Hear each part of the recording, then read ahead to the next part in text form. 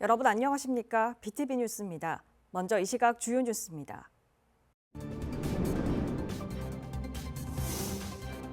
부산 수영만 요트 경기장 재개발 사업으로 대회를 코앞에 둔 부산시 장애인 역도연맹 선수들도 훈련 터전을 잃게 됐습니다.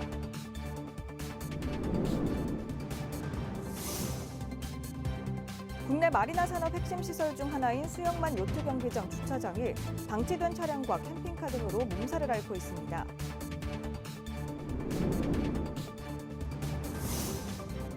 부산시가 그린벨트를 대거 해제해 제2 에코델타시티를 비롯해 첨단 산업단지를 조성할 계획입니다.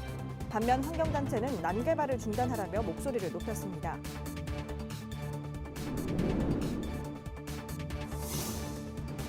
부산시의회 정례회가 개회한 가운데 5분 자유 발언에서 2030 부산 세계박람회 유치 실패에 대한 행정사무조사를 촉구하는 목소리가 나왔습니다.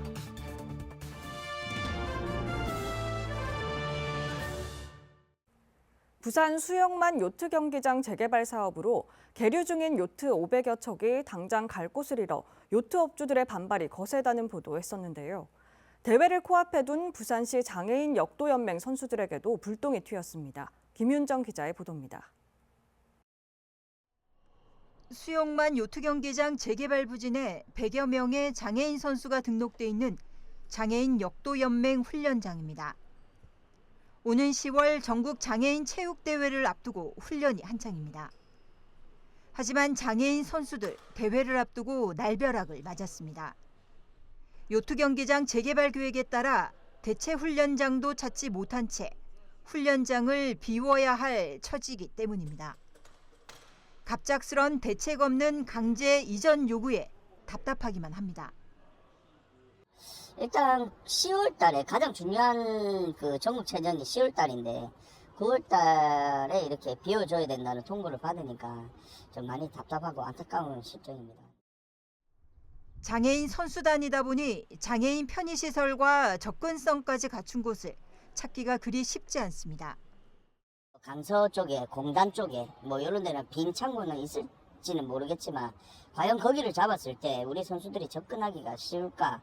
또 뭐 여러모로 뭐 편의시설이나 이런 부분도 화장실이나 이런 것도 장애인 화장실이 있어야 되는데 공공장소가 아닌 이상은. 부산시 측 대책 마련을 협의하겠다는 말뿐 아직 뾰족한 대책이 없습니다.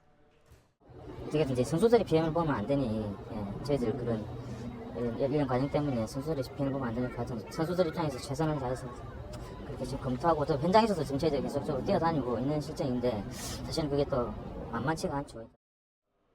부산시 장애인 역도는 매년 전국 장애인 체전에서 좋은 성적을 거두는 효자 종목입니다.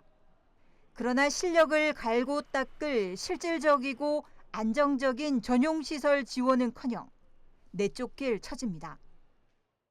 예산적인 부분을 고려 안 하려고 이제 저희 공공체육시설 쪽으로 접근을 하다 보니까 마찬가지로 공공체육시설은 또 이 정도의 그런 어떤 이 장소 면적을 가지고 있는데 사실은 없거든요. 대책 없는 수영만 요트 경기장 재개발 강행에 갈등은 눈덩이로 커지고 있습니다. BTV 뉴스 김윤정입니다. 국내 마리나 산업 핵심 시설 중 하나인 수영만 요트 경기장 주차장이 방치된 차량과 캠핑카 등으로 몸살을 앓고 있습니다. 부산시는 지난해 주차장을 유료화하는 계획을 세웠지만 수영만 요트 경기장 재개발과 무료 주차장이라는 이유 등으로 사실상 관리에 손을 놓고 있습니다. 때문에 시민과 이용객 불편이 계속되고 있습니다. 박재한 기자입니다. 전국 최대 규모의 요트 계류장을 보유한 수영만 요트 경기장입니다. 번호판이 없는 차량들이 주차장 곳곳을 점령하고 있습니다. 앞유리에는 30일이 지나면 차량을 강제 이동시키겠다는 계고장이 붙어 있지만 한 달 넘게 아무런 조치도 이루어지지 않고 있습니다. 여기 있는 이 버스는 수차례 강제 이동을 한다는 계고장이 붙어 있지만 버젓이 자리를 차지하고 있습니다. 주차장 한편은 아예 캠핑카와 카라반 전시장을 방불케 하고 있고 적재물과 쓰레기도 곳곳에 쌓여 있습니다. 빈 주차 공간을 찾지 못한 차량들이 길가에 불법 주차한 모습도 눈에 띕니다. 무료 시설이라는 이유로 주차 단속 요원도 전무한 실정입니다. 저 동쪽 편으로 또 쭉 끝으로 가면은 거기는 여기보다 더 할 겁니다. 아마 밖에 주차를 한 10년 된 차도 있고, 관광도시도 관광도시지만은 요트 경기장만 기준을 잡아가지고는 여기가 과연 손님을 칠 수 있는 곳인가 싶기도 하고, 지금 이 배를 타러 오는 관광객도 있는데 첫째 입구서부터 너무 낙후돼 가지고 여기서 개발을 하려 하다가 개발이 지연되는 바람에 그렇게 차들이 캠핑카라든가 뭐 방치하는 차량이라든가 갖다 놓고 또 관리하는 데서 가끔 그걸 정리를 해도 뭐 잘 나가도 안 하고 무료니까 보기에는 안 좋지요. 좀 정리가 되고. 요트 경기장 주차장은 500면 규모, 눈에 보이는 장기 방치 차량만 57대에 이릅니다. 관리사업소는 지난해 주차장 유료화를 위한 용역을 마치고 내년에 주차장 유료화를 추진하려 했지만 요트 경기장 재개발로 차질을 빚고 있다는 설명입니다. 관련 공문을 지금 작성해서 이번 주경으로 해서 보낼 예정입니다.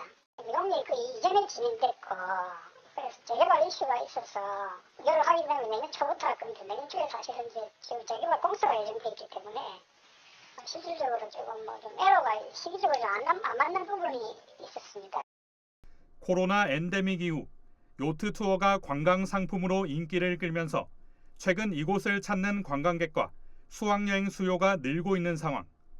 도심 최대의 무료 공영 주차장이 장기 방치 차량의 무덤이 되도록 방치되면서 관광도시 부산이라는 이름을 무색하게 하고 있습니다. BTV 뉴스 박찬입니다. 부산시가 개발 제한 구역 그린벨트 34제곱킬로미터 해제를 추진하고 있습니다. 낙동강변 제2 에코델타시티 부지를 포함해 해운대 53사단 일대인데요. 시는 이곳에 첨단 산업단지 등을 조성할 계획인데 환경단체는 즉각 반대하고 나섰습니다. 장동원 기자입니다. 지난 2월 정부의 비수도권 개발 제한구역 규제 혁신 방침에 따라 부산시는 그린벨트로 묶여있는 34제곱킬로미터를 해제해달라며 국토부에 신청했습니다. 해당 지역은 제2 에코델타시티 조성이 추진되는 강서구 강동동 일대 10.4제곱킬로미터와 동부가 물류 플랫폼 조성 사업을 위한 강서구 죽동동과 복림동, 화전동 일원 16제곱킬로미터, 스마트팜과 주거단지가 조성될 맥도와 해운대 53사단 7.7제곱킬로미터입니다. 시는 이곳에 첨단 산업단지를 조성하고 국내외 기업을 유치한다는 방침입니다. 환경단체는 반대하고 나섰습니다. 이상기후로 식량 위기가 우려되는 상황에서 김해 평해를 훼손하려 든다며 그린벨트 해제 계획을 철회하라고 밝혔습니다. 여기만은 우리 생존을 위해 지켜야 한다며 남겨둔 그린벨트와 문화재 보호구역의 겨우 남은 마지막 자연을 파괴하는 일까지 서슴지 않고 있습니다. 또 대저대교와 엄궁대교, 장락대교 건설로 멸종 위기종이 위협받고 있다며 목소리를 높였습니다. 멸종 위기종을 지켜야 할 환경부가 엉터리 환경영향평가를 통과시켜 교량 건설로 멸종 위기종의 서식지를 훼손하고 그 정한 방안을 가지고도 또 멸종 위기종 서식지를 파괴하는 어처구니 없는 일이 벌어지고 있습니다. 이들은 난개발 중단을 촉구하며 시민 10만 명 서명 운동에 들어간다고 밝혔습니다. 한편 그린벨트 해제 여부는 국토연구원 검토와 중앙도시계획위원회 심의 등을 거쳐 12월 결정될 예정입니다. BTV 뉴스 장동원입니다. 부산시의회 제321회 정례회가 지난 4일 개회했습니다. 이번 회기에선 조례안 심의는 물론 부산시 1차 추가 경정 예산안도 심의하는데요. 1차 본회의에서 2030 부산 세계박람회 유치 실패에 대한 행정사무조사를 해야 한다는 목소리도 나와 눈길을 끌었습니다. 자세한 소식 김석진 기자가 보도합니다. 2030 부산 세계박람회 유치 실패에 대한 행정사무조사 요구는 5분 자유 발언에서 나왔습니다. 발언자는 지난 총선에서 보궐선거로 입성한 더불어민주당 전원석 의원입니다. 전 의원은 시와 의회가 2030 세계박람회 유치 과정의 모든 자료를 공개하고 행정사무조사를 통해 시민들이 갖는 의혹을 풀어줄 것을 요구했습니다. 이와 관련해 시가 유치활동 백서를 제작하고 있지만 내용이나 예산 사용 내역 등에선 확실한 답변이 없어 의혹을 키우고 있다고 지적했습니다. 투표 당일 결과 발표 직전까지도 2차 투표에서 대역전극을 벌일 수 있다는 그 믿음과 확신은 어디서 기인했는지, 박람회 유치 관련 홍보비를 221억 4,500만 원이나 사용하고도 왜 1억 2,200만 원의 세부 자료만 제출하고 나머지는 어떤 이유에서 공개하지 않는지 등 전 의원은 시의회에서 자발적으로 조사하지 않을 경우 국회 국정조사를 요구하겠다고도 밝혔습니다. 국민의힘 정태숙 의원은 시의 화물 차량 주차 정책에 대해 문제를 제기했습니다. 정 의원은 부산의 화물 차량이 3만 6천여 대인데 반해 주차 면수는 전체의 5%인 2,000면에 불과하다고 지적했습니다. 또 우안부두에 있는 임시 주차장도 곧 폐쇄될 예정이라며 대체 주차장 마련을 촉구했습니다. 육상 물류의 핏줄인 화물차 주차 정책의 미비점은 없는지, 종사자의 애절한 목소리를 놓치는 사항은 없는지 점검과 제도 개선을 촉구하기 위해 이 자리에 섰습니다. 한편 이번 정례회는 오는 18일까지 열리며 79건의 조례 동의안 등을 처리합니다. 의회는 또 1조 2,627억 원 규모의 시 추경 예산과 1,790억 원의 교육청 추경 예산도 심의합니다. BTV 뉴스 김석진입니다. 부산 서구 구덕운동장 복합재개발 사업에 대한 지역 주민들의 반발이 커지고 있는데요. 주민 이용이 많은 체육공원을 없애고 그 자리에 아파트를 세워 축구 전용 경기장을 짓는 사업비를 마련한다는 계획 때문입니다. 박철우 기자가 취재했습니다. 부산 서구 구덕운동장 앞 구덕운동장 복합 재개발을 반대하는 1인 시위가 벌어지고 있습니다. 구덕운동장 아파트 건립을 결사 반대합니다. 부산시는 축구 전용 경기장을 짓기 위해 아파트 건립 계획을 추진하고 있습니다. 이 4개 동 850세대로 아파트 건립을 통해 축구 전용 경기장의 사업비를 충당할 계획입니다. 얼토당토한 게 아파트를 지어서 재원을 마련해가지고 짓는다면 어느 누가 용납을 하겠습니까? 아파트 건립이 계획 중인 곳은 구덕체육공원이 들어선 자리.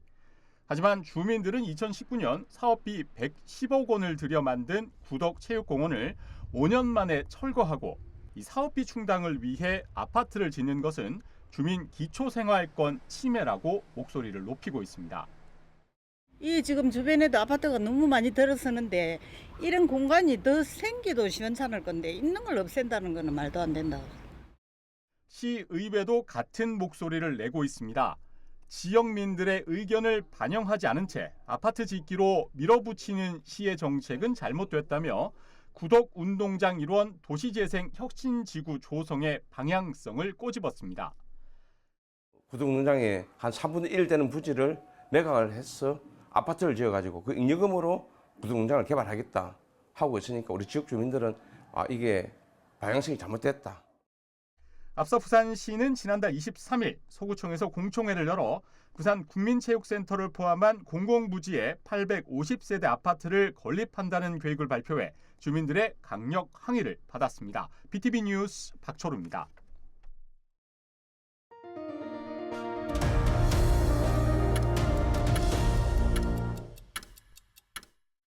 전국장애인 부모연대는 지난 5일 부산시 교육청에서 부산시청까지 거리 행진에 나서는 한편 발달장애인 가족 생명보호를 위한 지원체계 마련을 정부에 촉구했습니다. 이들은 지난 2022년부터 최근까지 23개 발달장애인 가정에서 구성원이 가족을 살해하거나 스스로 삶을 등지는 등 사회적 참사가 잇따르고 있다며 국가가 나서 사회적 약자를 보호해야 한다고 주장했습니다. 또 최근 부산의 특수학교에서 교사가 학생을 폭행한 사건을 두고 부산교육감의 사과와 해당 교사의 파면을 촉구했습니다. 부산시와 한국자산관리공사가 취약계층과 소상공인을 지원하기 위한 업무 협약을 체결했습니다. 지난 4일 시청 국제의전실에서 열린 협약식엔 시 경제부시장과 한국자산관리공사 부사장이 참석해 협약서에 서명했습니다. 이번 협약으로 두 기관은 취약계층의 경제적 재기와 경영위기에 처한 지역 소상공인의 매출 증대를 위해 전문가 양성과 민간 자격증 취득 등 교육 사업을 지원합니다. 부산시는 신생기업의 육성과 지원을 담당하는 KDB 넥스트원 부산을 산업은행 동남권 지역본부에 개소했습니다. 이날 개소식엔 박형준 시장을 비롯해 김주현 금융위원장, 강석훈 산업은행장 등 금융업계 대표 등이 참석했습니다.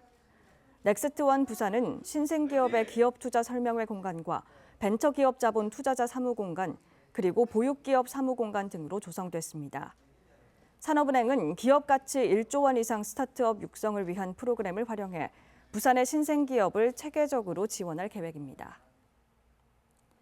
부산이 싱가포르와 같은 국제 중추 도시가 될 수 있을까요? 부산시가 세계적인 건축가의 디자인을 입히는 등 도시 디자인 수준을 높이는 방향으로 2030 도시 주거 환경 정비 계획을 발표했습니다. 특히 사업 인가까지 2년 걸리는 정비 사업의 심의 과정을 6개월로 단축하겠다는 계획도 눈길을 끕니다. 차선영 기자가 보도합니다. 부산 재건축 시장 대장주로 불리는 남천 2구역 재건축 지역 일대입니다. 지난해 나온 잠정 분양가만 무려 3.3제곱미터당 4,900만 원, 서울 강남을 뛰어넘는 기록적인 분양가로 주목받았습니다. 이곳이 이번에는 부산시 특별 건축구역 활성화 시범사업 도전에 나섭니다. 이 일대가 오는 9월 사업 대상지로 최종 선정되면 시는 각종 건축 규제를 완화해 세계적인 건축가의 혁신적이고 창의적인 건축물을 지을 계획입니다.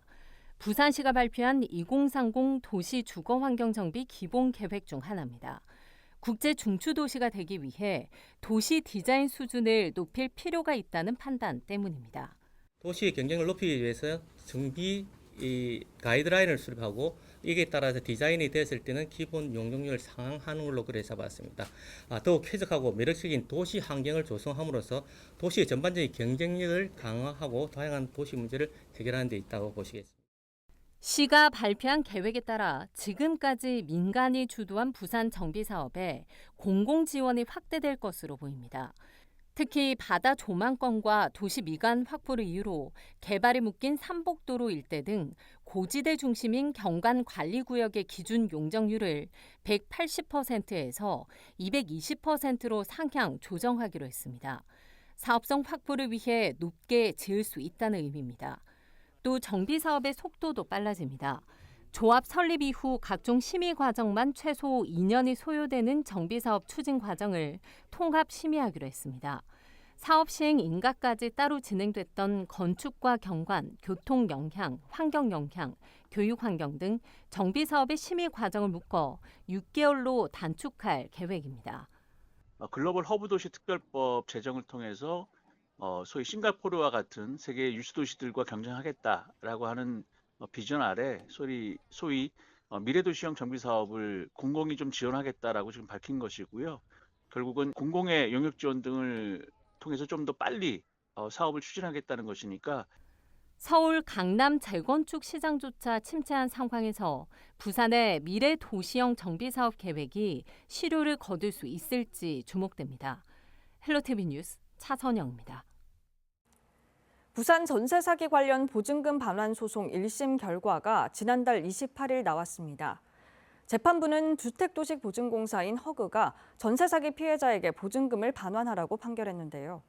하지만 허그가 항소하면서 잠시 안도했던 피해자들이 또다시 울분을 토로하고 있습니다. 김석진 기자의 보도입니다. 부산 전세 사기 피해자들이 주택도시보증공사인 허그가 있는 부산 국제금융센터 앞에 모였습니다. 이들은 법원 판결에 항소한 공사를 비난하며 피해자에 대한 사과를 요구했습니다. 사실 전국에 있는 모든 임차인들이 가장 첫 번째로 신뢰하고 있는 전세 계약에서는 허그 보증 보험 같은 경우에는 많이 신뢰를 하고 있는 부분입니다. 사실은 이 보증보험이 없었다라고 하면 계약을 체결하지 않았을 피해자들도 많은데 어쨌든 국가 공기관으로서 이런 보증서를 있는 상태에서 계약을 했기 때문에 이런 부분에 대해서는 명백히 조금 책임을 져야 된다. 피해자들에 따르면 허그는 보증서 발급 수개월 후 위조 계약서가 있다는 것을 알고 임차인들에게 보증 취소 안내문을 발송했다고 밝혔습니다. 당시 취소 통보를 받은 임차인은 190여 명. 이후 임대인이 보증금을 챙겨 잠적했고 이들은 보증금 약 200억 원을 돌려받지 못했습니다. 피해자들은 허그를 상대로 법정 투쟁에 나서며 본사 건물에서 1인 시위도 벌였습니다. 이날 기자회견에선 전세 사기로 인해 고통받는 피해자들의 울분 섞인 목소리가 터져나왔습니다. 가장 안타까운 건 장학금을 탈 정도로 우수한 무용 실력을 가진 제 아이가 열심히 대학 입시를 위해 집중해야 될 이 시간에 돈이 없어 무용을 그만두게 될 것을 걱정하느라 학교에서도 위축된 모습을 보이게 된 것입니다. 법원은 지난달 28일 보증금 반환 소송 1심에서 허그와 집주인이 공동으로 보증금 전액을 지급하라고 판결했습니다. 하지만 허그는 지난 3일 항소했고 피해자들은 보증 심사를 허술하게 한 허그가 자신들의 잘못은 인정하지 않고 법원 판결조차 기만하고 있다며 규탄했습니다. 이 문제 해결을 위해 나선 시민사회 대책위도 허그의 대응에 유감을 표하며 피해 회복을 위한 대책 마련을 촉구했습니다. 1심 판결을 겸허하게 수용해야 되는데도 불구하고 완전히 약자를 대상으로 사실은 사기꾼한테 사기를 당해서 약자가 피해를 보는데 거기에 공공기관이 그 판결을 인정하지 않고 다시 그것에 불복해서 항소를 한 것은 정말로 공공기관으로 봐서 공공기관의 원래의 역할을 제대로 하지 못하고 있을 뿐만 아니라 약자를 괴롭히는 좀 나쁜 공공기관이 아닌가. 한편 이번 전세 사기 사건의 피의자이자 임대인인 50대 A씨는 지난 1월 1심 재판에서 검찰 구형보다 높은 징역 15년형을 선고받았습니다. 피해자들은 오는 17일 부산지법 동부지원 앞에서 다시 기자회견을 열고 피의자에 대한 엄중한 처벌을 촉구할 예정입니다.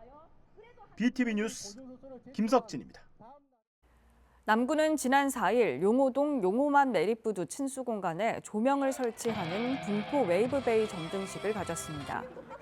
용호만 메리푸드 친수공간은 주민 산책로 등으로 인기가 높지만 그동안 조명이 부족하다는 지적에 따라 9억 2천여만 원을 들여 조명 설치를 완료했습니다.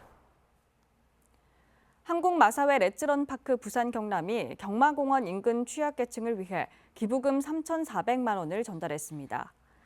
낙동 종합사회복지관을 통해 전달된 기부금은 녹산동 독거노인과 기초생활수급자들이 폭염에 대비할 수 있도록 냉방용품을 지원하는 데 쓰이게 됩니다.